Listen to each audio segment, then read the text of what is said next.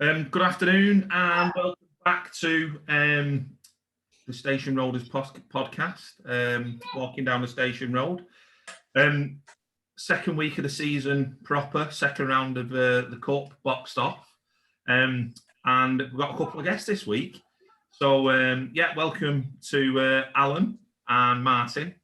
Thank you very much for coming on. No worries, thanks for having us. Anytime. Cheers. The reason that we've got Martin and Alan on is there's a little bit of a sort of initiative that we're running about Martin's testimonial season. So do you want to explain a little bit about that, Alan? Yeah, obviously, as people are aware, Martin was granted a testimonial, but unfortunately with COVID, it's been disrupted quite considerably. If anything, not really got off the ground as such yet. So obviously, I know speaking with him, he has got some things planned, which I think hopefully everyone's going to back and support, because basically now, sorry about that, basically now, Martin's a Swinton Lions player, and I think it's really important that, you know, us as a club, it was a very good coup for us, and us as a club, I think it's important to support that.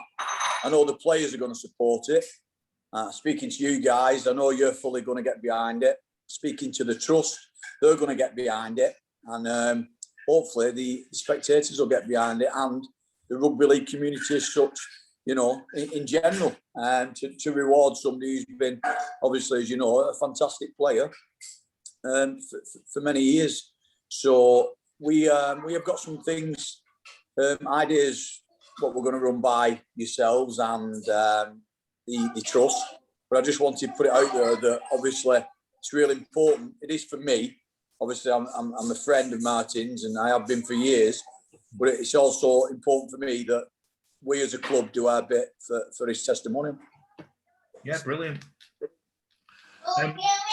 So what we'll do then is you can tell us a little bit more about what you've got planned at the end, and we'll bore people for a little bit first.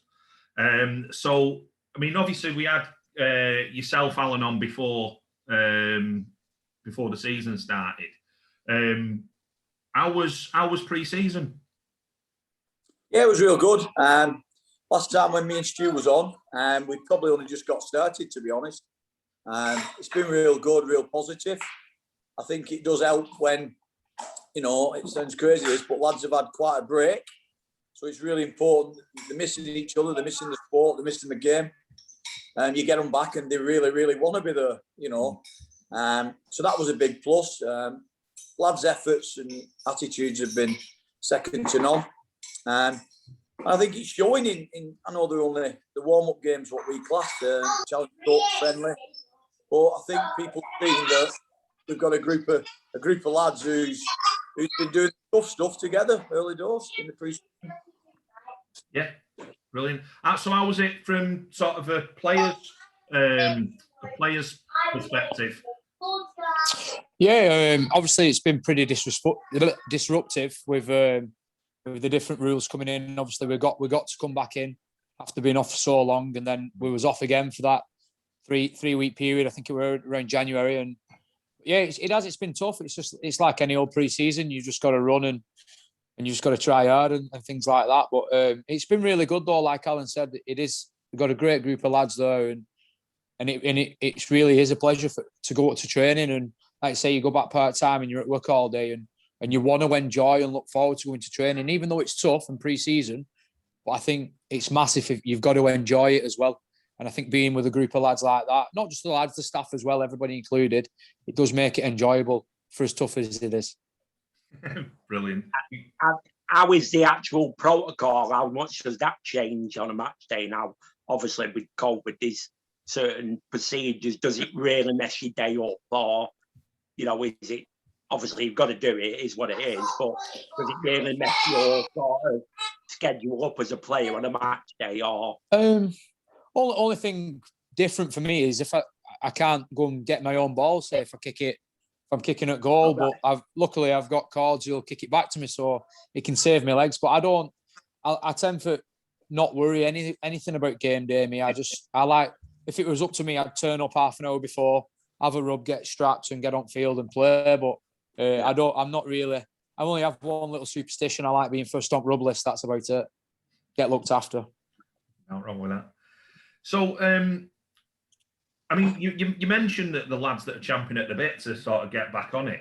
I think from the first few games that I've seen, Laporis having a stormer. He's doing really well at the moment. It's like, I mean, he's flying out in defence. He's smashing everybody. I mean, I think everybody knows the guy's a screw loose anyway, or that's how he comes across anyway. Because, I mean, at Bradford a couple of seasons ago when he was windmilling at anybody that, like, looked at him, he was like, I sort of took him to my heart that day, and he's been one of my favourites ever since. But I think perhaps the break seems to have done him the world of good because he's come back even better. And I think as well, Luke and then Rodri as well has found this pace from somewhere that I never even knew. It was like the guy runs like a scolding rat. It's incredible. It's like he was a second rower last time I saw him. Now he's beating wingers. It's like it's absolutely. It's been. Yeah, I think we've played two at slowest teams in league though for Rod. That's what that is. Brilliant. There's a sound for the opposition. I'll tell you what. For me, what stands out massively is everybody wants to be in team. Obviously, but everyone's pushing. I don't like young Louis Roberts coming out the weekend against Oldham, and you know the kid's 6'2", 6'3". He's a big kid, you know, and he's chomping at a bit. And Lapori knows that one bad game, and this kid wants that jersey off him, and it's really important we get that. And I don't think we've had it as much as we've got now, where people want them jerseys. And Martin will tell you himself, everybody's competing for everything at the moment. Yeah, it is. He's right though. I think one thing I've noticed with Lippy is obviously I've only got fit player with him this year. He's a player I've played against.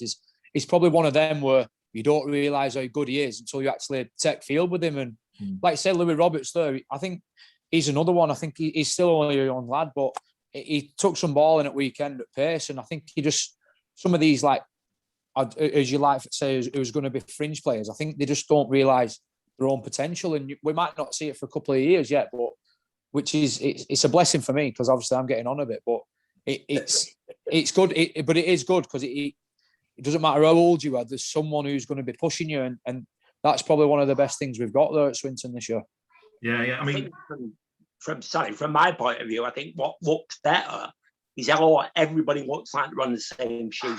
Obviously, we've had a couple of moments, haven't we? Like the first half against Newcastle was outstanding. The second half, there was a few errors, but everybody still keeps the structure, keeps in the positions. No one's diving out the line. You know, there's a couple of errors here and there, but it's early days. But as a team, obviously coming from the coaches, everybody seems to actually have the same message now, which is a massive sort of part of it, isn't it?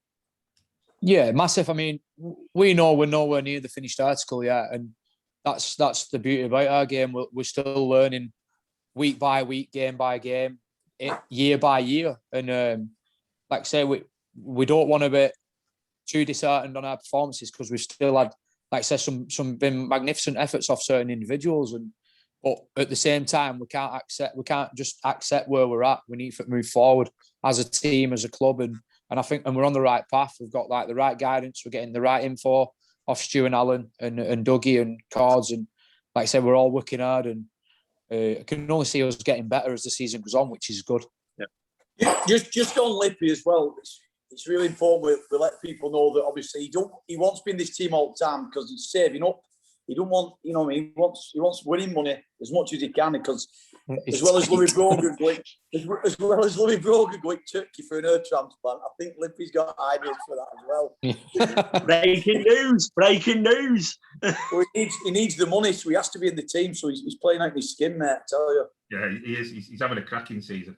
I think the thing that's worrying me most, that if Gregson has any more games like he had this weekend, the BBC are going to be on for him for Strictly Come Dancing, because I tell you what, I've seen some lights, like some twinkle toes in my time, but wow, that kid's got it, hasn't he?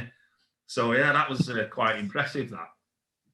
So how's the, obviously, I mean, Luke Waterworth put some big minutes in. Obviously yourself, Martin, you've put some big minutes in, and quite a few of the other lads. having that extended break, how are people's bodies at this point? Because obviously you're not going to be battle hardened yet, so you're still going to be picking up knocks and stuff. Yeah, I'll be honest, I was struggling after this weekend. But prior to that, though, I'd felt fine. And I have said all along, having this long layoff, it's probably done me a world of good. But at the same time, I was a bit nervous for the Bradford game because I was thinking, obviously, I am getting on a bit. How am I going to cope with it? And I felt fine. But obviously, after the Oldham game, I just took a few round head and a few round knees and that. So, but I'm fine now. I'm absolutely fine. I'm flying today. I'm like a kid again. I feel like I could go and play tick and pass now. But yeah, I just have to be a bit careful with it. And I mean, everybody's going to be the same.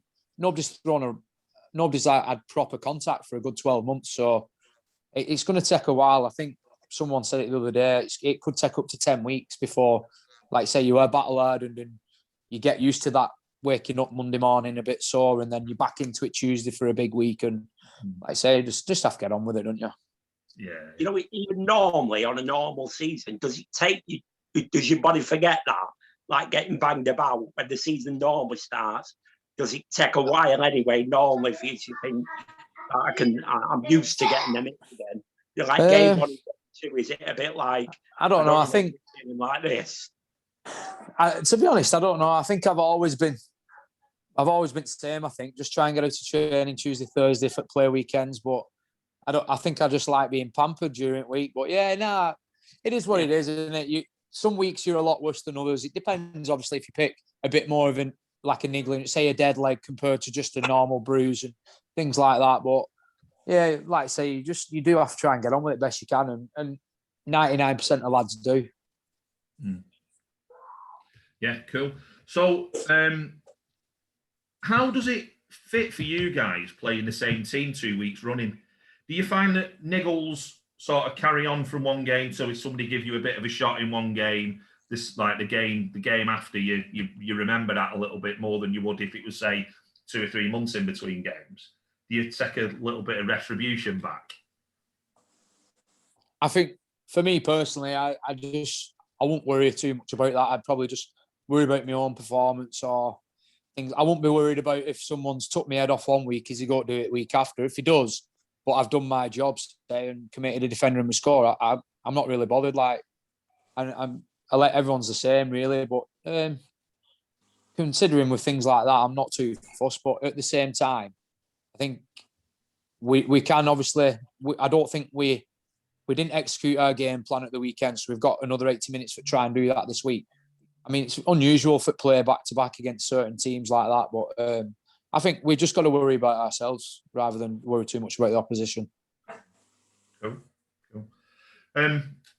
Oldham sort of seemed like they maybe feel like they was unlucky not to get the win at the weekend, so I think they're really going to be up for it. But well, like we did last time, I think personally, with a few players back, maybe Al can tell us about that. But I think obviously the upset caused late on the week or just before the game might have helped Oldham out a little bit. But personally, I think with a couple of players back, I think you can see the difference between Swinton and Oldham.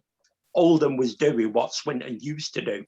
You get in them good positions, but you lose it yourself. You make your own errors, and you know what I mean. You keep gifting it back to the other team. When I think that's something that takes quite a while for Oldham, or it will take Oldham a while to learn. So I'm quite looking forward to Bryder. Yeah, I think it's a difficult one because basically we try now. We don't like players lead this as well, not just coaches, but we don't worry about anyone. We just worry about our own stuff. It's important that we get things right. We weren't happy with weekend. We was happy we won. We weren't happy with how we performed, like Martin said. But good thing for us is we get 2 sessions this week that change them things and put them right for Good Friday. And if we can, we'll be happy with that. We just look to improve, get things right, make things better, and as many chances Oldham had, I think we had probably twice as many in my eyes where we blew chances or we didn't quite do what we wanted to do. But yeah, we're happy. We're ready to just keep ticking away and keep improving and get things right. What we're not happy with. Yeah, I think at this point, not playing very well and still getting the win, you'll set that every day of the week, won't you? Because maybe, I think like when you was on with Stu, and he said, was it, I can't remember how many games he said, where we've lost by 6 points or less. Again, we've not maybe played perfect, certainly in the Oldham game, but you still hang in there and get the win, don't you? And that's a big thing, I think. So you don't really mind how they go at the minute. As long as you get over the line, it's all good. I think it's important we realise if we're not doing it, and we know we're not doing it, and the lads know that. I keep saying it, but I mean it, that the group we've got all know there's nobody who says, no. They all understand that if it's not right, they lead that themselves. And that's really important to us, because we can turn around and say, you've not done this, you've not done this, you've not done that. But most of the time, they're telling us they've not done it. And that's great for us, because they know what they're capable of and what they're going to get out of it and where they can improve. And Martin will vouch for that, because in change rooms after the game, you know, we didn't play well, but do you know what? We lost Atto after 10, 15 minutes. We lost Thingy. We were abruptly pulled out. You know, everything's being thrown at us, but yet we're still, as a group, sticking together and coming through it. Brilliant. I mean, I did notice in the Oldham press in the week before the game, and I think I don't know if you saw it yourself, Martin, that they frightened to death of you. And it was like they put this. They had an article in it, like basically saying that if they give you a minute, you'll kick them to death, and that they like if you run at the line, they're petrified of that. And do you read stuff like that as a player, or do you just ignore it? His dad wrote it. His dad wrote it. Yeah. I said my dad wrote that. Yeah, honestly, I've not a clue. I don't have a clue about picking you up big time. I owe him a fiver actually. Yeah, but no, I'll be honest. You can't read too much into anything, whether it's negative, positive, anything in press. You just, if you go looking for things like that, I think it's time to pack in personally, because like we've said all along up to now, it's all about us. If I start going looking at Oldham's press, I mean, coaches and or anybody else can go and do it, but I just think as a player, it's like straight after the game when I see people go straight on social media to see if anyone's commented about them. You can't be worrying about stuff like that. I just think it's pointless, because you could have a bad game, but see somebody saying, "Oh, he scored a try, he's done this, done that," and you think all of a sudden then you're a world beater. So I don't look into anything like that. I mean, for me, if I start doing that, it's time to pack in. Yeah, I think if somebody had wrote that by me and I needed some quiet time in a dark room with some soft music on, because it was a lovely report, that. So you should be well happy. Yeah. So I noticed at the start of the first half, Jack took over a bit of the kicking, and it seemed that he was sort of leading that side of it. So is that sort of part of your game plan as a squad? Is it to sort of you bring Jack forward a little bit and give him a bit more of the responsibility rather than taking that on yourself? I think it was more to take a bit of responsibility off Jack. With me coming in, is obviously the way I've played the game for quite a number of years now is as the dominant halfback kind of thing. So, and Jack's obviously a lot younger and fit, probably obviously he's faster than me, I'd say, but he's a better runner, more direct. So the idea, obviously, if we can get a good combination that way, it will work great. And we have showed glimpses at times. And like I say, he's still young, Jack. And I've followed Jack's career a little bit, being a Lee lad, and obviously knowing his dad and stuff. And he has every year got better and better and better. And I still don't think he realises his potential yet. I don't think he realises he can be a lot better than what he is. And like I say, I hope he does it. I hope something clicks this year while I'm playing with him, because you know, like I said, with what's gone on last 12 months, who knows what could happen next year. So, but yeah, I think with the be honest, in the first half, I think both of our kicking games weren't great, and I had a 10-minute period where I'd had a bang on my knee, and I kind of like just said, "Here, Jack, just like you just kick these kind of thing, just so I could probably just get my head round things, sort of thing." And it were crazy for staff. It was just like I said, we were all over anyway. So yeah, there were no game plan there. Said let's play crap first half here. We'll have a dig second half. Like, I wish we could, but we're not that good. So, well, I mean, it's good that you have that cover, though, isn't it? Like you say, if you took a bit of a knock or something, you know, you just want to clear you out. Yeah, that's the idea. Like, obviously, Yeah, as halfbacks, you want to be on the same page anyway. So obviously, it don't, we're not playing as a left and right. Yeah, but I think it's good that you've got that option in it where you can, pass it over to Jack, or and it uses the team a little bit, doesn't it? So we have got a considering we're a new partnership. I feel we have got a good partnership and we get on as well, which is a positive. We need to get on as well, and not just there for. I mean, we are there for business at the end of the day, but we go there because we enjoy playing rugby. And like even when we go playing touch rugby on minors, say in summer, we still we enjoy playing together and that. So, like I say, it is good, and I fully trust in Jack. If I do need 10 minutes, say if I'm struggling, I can fully just leave him to it, and I know he'll do a great job. And like I said, vice versa. I hope he has the same trust in me as well. Brilliant. So, we had a few knocks, obviously a bit of illness as well before the kickoff. How are the lads doing that have had the knocks? Are they anywhere near sort of returning, or are you keeping your cards close to your chest on that front? It's pretty much same team, to be honest. So there'll not be much change. But yeah, we're good. We're fine. There's nothing serious. Obviously, everyone's aware of Atto, so that's an obvious thing. So Atto's done his arm. But yeah, we're all right. We're all right. You sound like you're being a bit sheepish there, Al. I like it. No, it's just it is what it is. The team's very similar, so we're good to go. The squad's same. So if anyone does come back, it's a bonus. If they don't, we're good anyway. We're fine. Mm. So is Tom Spencer in the squad for this weekend then? Yeah, well, his loan deal's come through, yeah, so he'll be in consideration, yeah, definitely. Nice one. And young lad Dan Clare that we signed this week. I mean, I've done a bit of a Google stalking of him, and I can't find much about him. So, do you want to tell us a bit about the kid? Yeah, he was. I coached him as a young kid. To be honest, he played a bit of junior rugby at Blackbrook as a young kid, same team as my son. And then he went to a private school at 16. He got like a scholarship, and it went rugby union. Put some size on, grew into a big lad. And then we heard of him from John Duffy, to be honest, at Lee. John mentioned him. Obviously, Lee had got Super League, so it wasn't an option for them, but he had some good reviews about him. So Stu contacted him.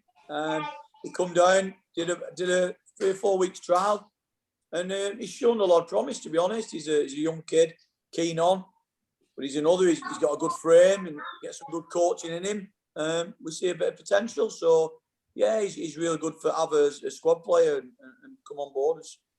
It'll be a plus for us, certainly. So what position does he play? He's a centre mainly, but he could probably cover wing and possibly back row. He's big enough, so yeah, he's got a lot of potential. But he's a young kid. He's another one.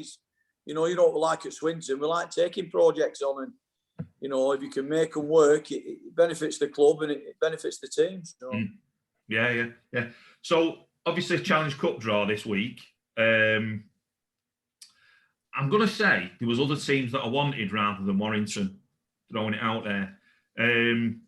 Now, obviously, I've heard that Matty Ashton's dad's already locked him in the cellar, so he won't be playing. But I've heard that if Forsyth's back, he's going to do an absolute job on Greg English just to prove a point. I mean, are you guys looking forward to that game, even though it's in quite a few weeks' time? Yeah, I am. I'm saying literally with Josh Woods yesterday. We were joking. He works with me at the moment, and a few lads, and we're saying, "Oh, Greg English," and we're all like joking, saying, "You'll be full body, you'll be bruised, not just a few knees." And I just said, "Yeah, but you won't play against him." I said, he was one of the best players in the world. I played against him as an 18-year-old kid, and he was only that big then, but he was still great. He was a fantastic player. But like, it doesn't matter at the end of the day. It's Challenge Cup, one-off games, but you want to play against the best. All right, yeah, you can say, let's try and get as far as you can and get the draws, but you're going to have to play these teams at some point. And it is a good experience. I mean, can you imagine how good's that though? Greg Inglis going from ANZ Stadium to Haywood Road, like it sells straight away, doesn't it? It's just a shame we're not going to be able to have any spectators. That's the only downfall for me of the draw is getting somebody like Warrington with the story of Matty Ashton returning to where it's kind of started for him as well. I think could have done a lot of like PR work and promoted the game massively. And it's just, for me, it's a shame about the crowd situation. But at the same time, like, yeah, you want to play against the best Super League players. So stuff might be tough. He might run over you, but yeah, just have a go. I just next weekend, Alan. Is it next weekend, the Warrington game? Yeah, it's next Sunday. Yeah. I'm not sure about time yet, but like Martin's just said, you know, every kid dreams, if they don't make it themselves, of playing against best players in the world. And obviously, you know, so we've got Martin and Jack there. They're going against Gareth Widdop and Blake Austin. Now, that's a dream scenario. Me, if I was a young kid, I know Martin's not a young kid, but I mean, he's playing alongside Jack. So for me, there'd be nobody better for going to that game beside of Jack would be Martin. With his experience and that guidance. So Jack's reality then becomes, of his dreams becomes true. But for me, the big standout is it's definitely, well, I think it's gonna be his first game. I don't care what anybody says. If they can pick a game to play him, it's gonna be that. And there's one player who's not played in Super League yet, who everybody wants to watch, and that's him. So for me, we've got the dream draw, I think. Absolute feature of a draw. Yeah. You'll get that publicity as well, won't you? Because it's his first game. And I know it's only on the R-League app, but every man and the dog's going to want to watch it if he's playing, aren't they? So, again, there should be, you know, you should sell a few on that as well. So, the time with that, it is what it is. But, like I say, I think it's a good draw myself. Yeah. The problem we've got is everybody wants to play in centre next week, so I don't know what we're going to do. Like. Take it in turns, like 5-minute spells. See how long they last. 17 centres. So, how much did you two want to draw Lee then? Were you not thinking, I won't mind these men? I'll be honest, I completely forgot about the draw when I was at work, and it was only when my mate texted me. In fact, it's my best mate, he's Alan's nephew, and he were at home, obviously, and he just sent me 2 toys. One was a wolf, one was a lion, saying head to head. Now he's same age as me, 34, but he's about 3 in head. So that's how he did draw for me. So I thought, we've drawn Warrington here. and then obviously all lads put straight in, we've got Warrington at home. And I just thought, and then obviously, I completely forgot about Lee. I'll just, not in a negative way, I've just completely thrown Lee to one side. I'm concentrating on Swinton and things like that. And then when you think, it'd have been nice for play Lee, but I'm happy with draw Warrington. I don't know. Do we actually have an official date for the draw for the other cup that we're in? The 1895? Something like that. Yeah. Do we actually know when that's going to be drawn? Yeah, I think it's back end of May, beginning of June. Okay. But basically, that's our Challenge Cup, innit? Let's be honest. That's ours. Yeah. So I've already told my missus, if we get through to the final in that, I said you can box that weekend off. Don't even think about planning anything, because I'm hitting it Friday night, and I do not expect to be compos mentis until at least Tuesday or Wednesday. So that is going to be me. Absolutely. I'll be same and all. Brilliant. Just take an hour and a half off in middle. Not so bad. Yeah. That's it. So and like I say, I think every kid wants to play at Wembley, and if you don't 100%. play at Wembley, every fan wants to watch the team at Wembley. And I think the fact that we've only that little Swinton and all that malarkey to be 80 minutes away from Wembley, it's an absolute dream. Absolute dream. It's ace. Right, we've got 10 minutes left now. So do you want to drop off a bit more of a chat about what we're going to be doing for Martin then, Alan? Yeah, well, I'll start first. Then obviously Riddy can just mention a few things he's got planned himself with his family and his committee as such. So basically, speaking to Trust, I spoke to Stephen and his wife, and I just said, Luke, I've run it by Martin. He's okay if we do it. Are we okay doing some kind of fundraising for Martin's testimonial? And they said, yeah, we will back you 100%. So basically, the first thing we're going to do, and we're going to probably do it in about 4 to 6 weeks' time, but we'll start after next weekend once I've spoke to Stephen and his missus. We're going to do a massive raffle. So basically, it's a cash prize raffle. It'll be £5 a ticket, and the minimum first prize will be £1,000.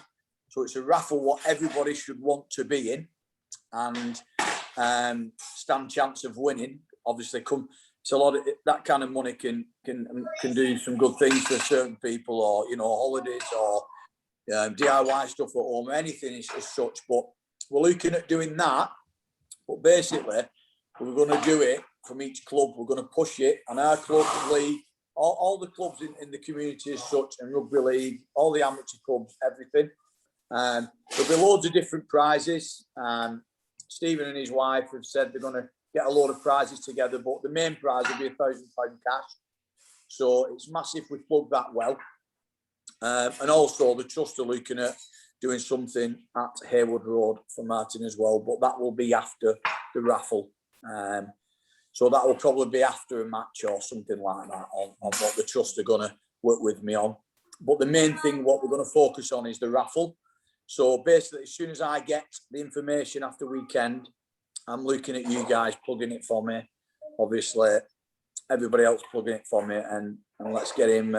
Let's push his testimonial from our end. So, yeah, cool. but I know Martin's got a few things what they're going to do, which would be good if you could mention, and then we can give them a backing as well. Yeah, cool. The floor's yours, Martin. Yeah, obviously what went on. Alan was going to be originally on my committee. I tried, but obviously with being at Lee and Swinton, it weren't going to kind of thingy. But so that's the reason I've signed at Swinton now, so I can get Alan make me some money. My dad's the chairman of the committee kind of thing, and he's the one who has to do all the dealings with RFL. So we just said, no disrespect to myself, but I can't really be doing the online raffles. What the Super League players have done, like Louis MacArthur, Scarsbrook, etc., and that, and they've got big fan bases, and it's a small town, Lee. So I was very cautious of what I wanted to do. So I kind of knocked it on the head, and I said we reapplied from March to December, and I would talk to Danny Brough of all people about it a couple of years ago, and he just said, as long as you get your big four in, which is like your golf day, your sportsman's dinner, ladies' night, and make like a finishing evening kind of thing. So I just thought, yeah, I've got all these great ideas and that with COVID, but it is what it is. So I'll be grateful for any help what I get from Swinton, which is fantastic. I'm gonna looking at probably trying to reorganise my golf day. I'm gonna probably wait till the weekend's out the way and probably push for around June, July, just because we're still unsure what Boris is going to do. We can go golfing, but we don't know who's allowed to do what. Probably have my ladies' night to finish in December now and try and put a Christmas theme around it. A few lads with tops off and that. I've just started dieting for it now. But and then obviously my sportsman's dinner, which is because I've got some fantastic prizes and auction stuff as well. Like the main one, which is I've got Jonathan Thurston's playing boots from when they beat New Zealand at Anfield, and I went and met him last year when he came over doing the talks, and Willie Tonga organised for me to go and get them signed off him, and so I've got them in like when you get people raffling the boots off in the bubble. Yeah. So I've got both of them done, and that I'm a little bit like wanting to keep them because I thought there was his last ever international boots, but he played one more game back in Australia on Anzac Day, but then retired through injury. So, but then I've got his warm up shirt from when they played Leeds in the challenge World Club Challenge. But so I've got loads of like great things for. Obviously, I don't want to. I need to pick the right times for them. So, so yeah, my main three is going to be my sportsman's dinner, my golf day, my ladies' night.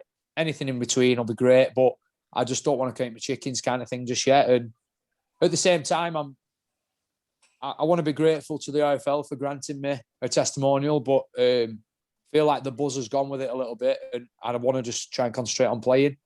Whereas last year, no disrespect to Thingy, I was more worried about my testimonial than actually playing at Lee, and I don't want it to take over my life too much as well. So back part time working as well, it's going to be tough. But at the same time, if you get on a testimonial, I think you've got to take it with both hands as well. So I'm in a bit of a predicament with it. Yeah, well, like I say, if you need any help off us, we'd always hear from you. Now, Yeah. I'm going nowhere near a golf day because the only thing that I do at golf is get my blood pressure through the roof. It ruins a good walk, right? But if you need any other help, if you need somebody to announce the people that are coming to the tees over a loudspeaker or anything, mate, give us a shout. We'll do it. I mean, Wayne, and I'm going to put it out there, Wayne makes a really good golf cart, right? So if you... For a reasonable fee, I will be anybody's caddy. We can hook it all on the back. I can carry drinks. I might drink a few, and I'll just carry your clubs around. Yeah, I'll have you then, mate. You keep me my caddy. So yeah, right. Well, there we go then. Right, I'll be the caddy. And I swung a golf club once and made the mistake of not having my belt on and just fell over like a tree. So I just hang the golf clubs up from that point, and I'll just be a professional caddy. Yeah, make sure you've got your off-road wheels on because you'll need them, mate. No problem. Otherwise, it'll just be matching up all the greens. Sorted. Brilliant. Yeah, seriously, though, Alan, and obviously, Matt, anything you sort of got coming up, you know, any dates with like the golf and stuff like that, or the raffle, let us know. We'll mention it each week when we do the podcast. We'll put it on the website. And all appreciate it. And we'll just try and keep it ticking along. Yeah, cheers. Thanks. Yeah, brilliant. No worries. Right, we're doing well here. We've got 2 minutes 30, and I think I've covered everything I want to cover. And I'm not stressing out, pointing at me, watching everything and going off my head while Alan laughs his balls off at me. Yeah, that's actually worked out pretty well. So, yeah, thank you very much for coming on, the pair of you. Obviously, we'd love to have you both on again because, let's face facts, me and him are pretty boring. So, to have you guys on, it's ace. So, thank you very much for coming on. Have an awesome game at weekend, Martin. Really looking forward to it.